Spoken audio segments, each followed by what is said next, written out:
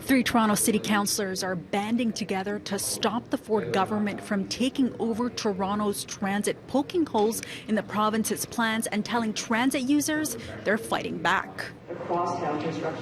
Transit users filled the Metro Hall Rotunda this evening. Some were eager to join the fight against Premier Doug Ford's government, while others weren't completely against the province's recently unveiled Ontario line, set to be completed by 2027, 2 years earlier, but at a higher cost. It's a really complicated process, and I think there's a lot of work that's already been done that could be lost if we derailed the whole process now. It's very important that transit plans not be partisan. So just because this transit plan was proposed by the province does not necessarily mean it's bad. I think it's important that we keep an open mind. The province does not have a rich history of delivering subways. They have very little history and proof of delivery. It's actually the City of Toronto, and by way of the City of Toronto, it's the TTC that has built more subways in Canada, more delivery of subway and transit systems in Canada than anyone else, and certainly more than Doug Ford. On the eve of the province introducing legislation to upload the TTC, two other city councillors joined Kristen Wong-Tam tonight in the fight to get transit back in the hands of the city. Mike Layton. There's going to be 3 more years of delays.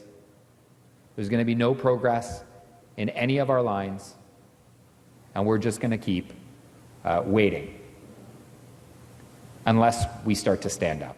And Joe Cressy. The new plan from Doug Ford will never be built. We will spend 3 years studying it, only to find out that it doesn't work.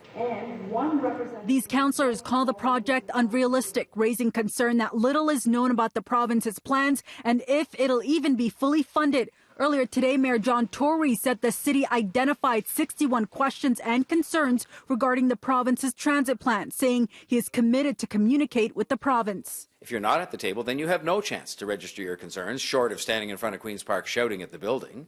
And so we're there discussing in earnest with the provincial government how we can all get transit built. Now, what we are seeing... It's an approach Councillor Wong-Tam isn't on board with. The message to transit users to fight, build an awareness campaign, and show taxpayers if the province has its way, they'll be losing more than just control of transit in their city. I'm saying to Mayor Tory, he cannot do that. We need him to rise and be tougher. What's your approach? I think we have to, my caution to the mayor is you've already been mistreated. That the Premier has already disregarded everything that you've asked for, which includes deep consultation with the local community. City Council has already stated its position that we do not support a subway upload, or I would say takeover.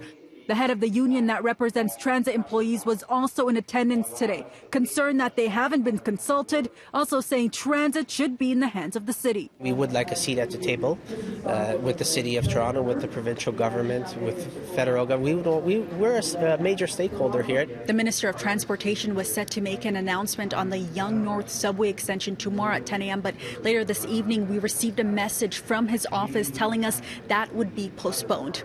For City News, I'm Faisa Amin.